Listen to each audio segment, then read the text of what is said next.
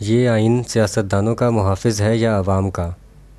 Column نگار Syed Sardar Ahmad Pirzada, the first blind journalist of Pakistan, APNS best Urdu column award holder, روزنامہ نئی بات، مرخہ 27 جولائی 2019۔ پوچھا جاتا ہے کہ سب الزامات صرف سیاستدانوں پر ہی کیوں لگتے ہیں؟ اس کا سیدھا سا جواب ہے کہ سیاستدان ہی ریاست چلانے کے ذمہ دار ہوتے ہیں۔ موجودہ دور میں جمہوریت ریاستی امور چلانے کا بہترین ماڈل ہے۔ اس ماڈل کا سب سے اہم حصہ انتخابات اور منتخب ہونے والے سیاستدان ہوتے ہیں۔ انتخابات اور منتخب کرنے کے قواعد و ضوابط کو آئین کا نام دیا جاتا ہے۔ انتخابات کا جیسا طریقہ کار ہوگا اور منتخب سیاستدانوں کا جو میرٹ مقرر کیا جائے گا، ملکی حالات اسی کی عکاسی کریں گے۔ پاکستان میں بھی آئین سازی کی مختلف کوششیں کی گئیں۔ سب سے پہلی کوشش ناکام رہی، جس کی سزا آج تک بھگتی جا رہی ہے۔ قائد اعظم محمد علی جناح نے 11 اگست 1947 کو پاکستان کی پہلی دستور ساز اسمبلی کا افتتاح کیا، لیکن یہ اسمبلی برس ہا برس تک کوئی بھی آئین نہ بنا سکی۔ آئین سازی کی دوسری کوشش 1956 اور تیسری 1962 میں کی گئی، لیکن یہ سب دستاویزات تاریخ کا حصہ بن گئیں۔ آئین سازی کی سب سے مؤثر اور جاندار کوشش 1973 میں ہوئی۔ اسی آئین کے تحت ہمارا موجودہ سیاسی ڈھانچہ قائم ہے۔ اسی آئین کے تحت عام انتخابات ہوتے ہیں اور سول حکومتیں اپنا کام سنبھالتی ہیں۔ مختصر یہ کہ 1973 کا آئین وہ قواعد و ضوابط ہیں جن کے تحت ریاست پاکستان کا انتظام چلایا جا رہا ہے۔ اس آئین کے ظہور پذیر ہونے کے بعد کے مسلسل واقعات کا جائزہ لینے سے بخوبی اندازہ کیا جا سکتا ہے کہ 1973 کا آئین کس حد تک عوام دوست اور صاف ستھری جمہوریت لانے کا حامل ہے۔ مثلاً اگست 1973 میں آئین کے نفاذ کے ٹھیک 4 سال بعد ملک میں سیاسی بدامنی پھیل گئی اور فوج نے آئین کو نکرے لگا کر اقتدار سنبھال لیا۔ یہ کہنا درست ہے کہ اس وقت کی فوج نے غیر آئینی حرکت کی، لیکن یہ پوچھنا بھی درست ہے کہ اس وقت کی سیاسی قیادت جو آئین بنانے میں شامل تھی وہ سیاسی انتشار میں داخل کیوں ہوئی؟ کیا اس وقت کی سیاسی قیادت آئین سے دغا کر گئی، یا انہی کا بنایا ہوا آئین ان سے دغا کر گیا؟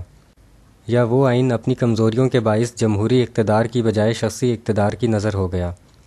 1973 کا آئین 1977 میں جنرل ضیاء الحق کے مارشل لا کا کچھ نہ بگاڑ سکا۔ اگر اس مارشل لا کو ہوا میں دھماکے سے نہ اڑایا جاتا تو شاید 1973 کا آئین مزید کئی برس دفن رہتا۔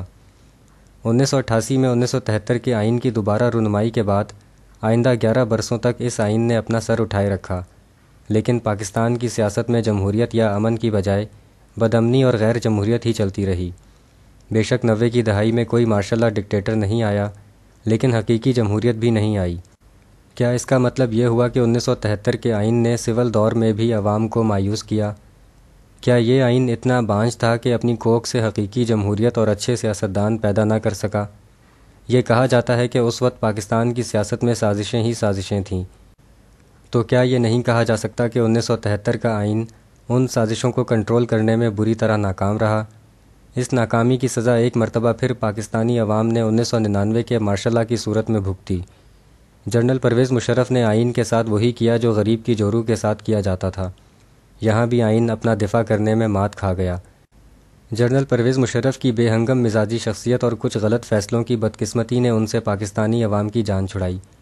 1973 کے آئین کو ایک مرتبہ پھر نہلایا دھلایا گیا اور 16 سنگھار کیے گئے۔ 2008 میں اسی آئین کے تحت انتخابات ہوئے۔ اس آئین کے تحت بننے والی جمہوری حکومت نے 5 برس پورے کیے اور نئے انتخابات ہوئے۔ ہر طرف ڈھول بجائے گئے کہ 1973 کے آئین کے تحت پہلی مرتبہ سول حکومت نے اپنا جمہوری عرصہ مکمل کیا اور جمہوری طریقے سے جمہوری انتخابات کے ذریعے 2013 میں اقتدار نئی منتخب سول حکومت کو دیا۔ اس حکومت نے بھی آئین کے تحت 5 برس پورے کیے اور مسلسل تیسری مرتبہ آئین 1973 کے تحت 2018 میں جمہوری انتخابات کے بعد اقتدار سول حکومت کو منتقل ہوا۔ گزشتہ 11 برس سے وہی 1973 کا آئین چمک دمک رہا ہے، لیکن کوئی ہے یہ پوچھنے والا کہ آئین کی اس چمک دمک سے پاکستانی عوام کس حد تک مطمئن ہیں؟ دور کی بات چھوڑیں، صرف چند برس پہلے آئین میں کی جانے والی 18ویں ترمیم سے عام لوگوں کو کیا فائدہ ملا؟ اور تو اور اسی ترمیم کے تحت ہمارا وفاقی تعلیمی نظام بھی دربدر ہو گیا۔ 1973 کا آئین پیپلز پارٹی کا فخر ہے، کیونکہ اس آئین کی ایجاد کا پھول پیپلز پارٹی کے کالر پر سجا ہے۔ اگر اس پھول کی جگہ کوئی تازہ پھول آ گیا تو پیپلز پارٹی کے پاس کیا بچے گا؟ 1973 کا آئین نون لیگ کے لیے بھی ضروری ہے، کیونکہ اسی کے تحت وہ تیسری مرتبہ وزیر اعظم بنے اور خاندانی سیاست کے باعث آئندہ بھی بار بار اقتدار میں رہنے کے خواب دیکھ رہے ہیں۔ آئین کو مقدس کہنے والے دراصل عوام کو غیر مقدس بنا گئے ہیں۔ عوام کو طاقت کا سرچشمہ کہنے والے بتا سکتے ہیں کہ گزشتہ 46 برسوں میں اس آئین کے تحت عوام کتنے طاقتور ہوئے۔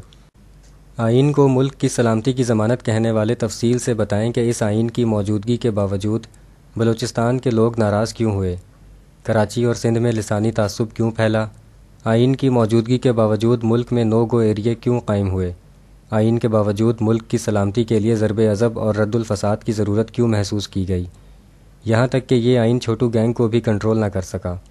اگر مذہب میں اجتہاد کی گنجائش موجود ہے تو 1973 کے آئین کو اجتہادی عمل سے کیوں نہیں گزارا جا سکتا؟ یہ آئین مخصوص ٹولے کو بار بار اقتدار پر قبضہ کرنے سے نہیں روک سکا۔ یہ آئین سیاست میں عام لوگوں کی بجائے خاندانی قبضے کو نہیں روک سکا۔ یہ آئین امیر کو امیر تر اور غریب کو غریب تر ہونے سے نہیں روک سکا۔ بکریوں کا ریوڑ جب اپنے راستے سے ہٹنے لگے یا ادھر ادھر منہ مارنے لگے تو چرواہا ایک گرجدار آواز لگاتا ہے تو سب بکریاں پھر سے صحیح چلنے لگتی ہیں۔ دہشت گردی کے خلاف بھرپور جنگ کا فیصلہ ہو، گڈ گورننس کی نشاندہی ہو یا کرپشن سے پاک معاشرے کی بات ہو، ان سب کے لیے ایک گرجدار آواز کا انتظار کیوں کیا جاتا ہے؟ عوام کو آئین کے خلاف سازشوں سے نہیں بلکہ مفادی آئین کا دفاع کرنے والوں کی نیتوں سے خطرہ ہے۔ شکریہ، دی اینڈ۔